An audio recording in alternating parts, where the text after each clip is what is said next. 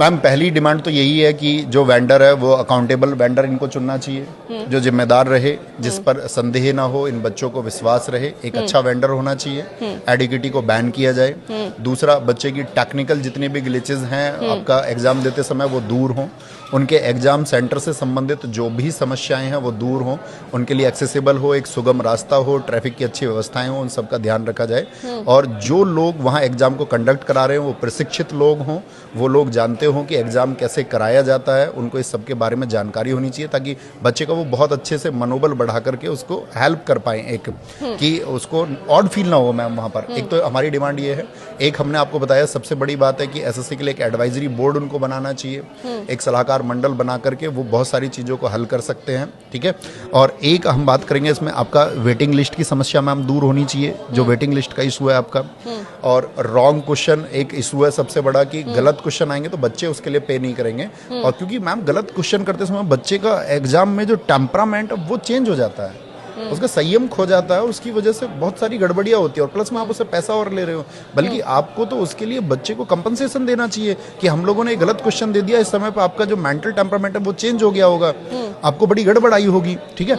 एक exam centres ma'am चाहे choice ज़्यादा हो, आपका एग्जाम सेंटर चाहे तो 3 से आपका 5 भरा ले, लेकिन बच्चे की चॉइस से दें जहाँ वो जा सकता है, क्योंकि वो उन्हीं को चुनेगा। ठीक है। बच्चे के साथ सेंटर पे किसी तरह का दुर्व्यवहार नहीं होना चाहिए। टेक्निकल ग्लिचेस के बारे में हम आपसे बोल चुके हैं। और जैसे मैम सबसे बड़ा इशू एक ये भी है कि किसी एग्जाम का अभी फॉर्म निकला, जैसे कि मान के चलिए आपका एसएससी सीजीएल का फॉर्म निकला, अब एसएससी सीजीएल की ज्वाइनिंग नहीं हुई है और दूसरे फॉर्म आ गए, तो पहले ज्वाइनिंग हो जाए, दूसरे फॉर्म तब आए सब लोगों के, क्योंकि वो नहीं तो बार बार रिपीट करता रहता है, बच्चा एग्जाम को देता रहता है, उसकी जॉब को और कोई लोग लेते रहते हैं हमेशा। तो ये सब चीज़ें हैं जिनके बारे में एसएससी को विचार करना होगा। और बहुत सारे मुद्दे हैं मैम जिस पे हमारा टीचर्स का डेलीगेशन एक बहुत अच्छे तरीके से हम वही डिमांड फिर रखेंगे कि आपका एसएससी चेयरमैन को मिलना चाहिए और डीओपीटी को मिलना चाहिए। बिल्कुल। रणनीति क्या रहेगी आगे, बता दीजिए आप कि अगर ये जो प्रदर्शन चल रहा है इसी तरीके से, जैसे कि हमने देखा लाठीचार्ज हुआ है, डिटेन किया गया है, तो मतलब प्रशासन जो है साफ तौर पर तो इस बात पर अभी सीरियस नजर नहीं आ रहा है, तो आगे की क्या रणनीति रहेगी आपकी? इसी तरह से प्रदर्शन जारी रहेगा? प्रदर्शन बिल्कुल ऐसे ही जारी रहेगा मैम। बच्चों के अंदर बहुत तीव्र आक्रोश है, और बच्चे कल नहीं थे, कल तो सिर्फ टीचर्स थे।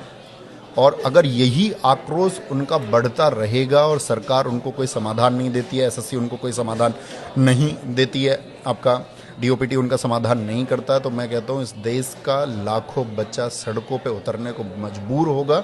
और उसको मजबूर किया जाएगा एडमिनिस्ट्रेशन के द्वारा, इस खराब व्यवस्था के द्वारा, और वो बहुत संगठित तरीके से उतरेगा और अपनी मांगों के लिए अंतिम दम तक लड़ेगा। और लड़ना भी चाहिए। मेरा ये मानना है कि आपको अपनी अंतिम सांस तक अपने अधिकारों के लिए लड़ना चाहिए, क्योंकि बात सिर्फ रोजी और रोटी की भी नहीं है, बात उस सृजन की भी है जिसके लिए आपने मेहनत की है, अपने आप को आप कहीं देखना चाहते थे, जो मैनिफेस्टेशन आपने किया है।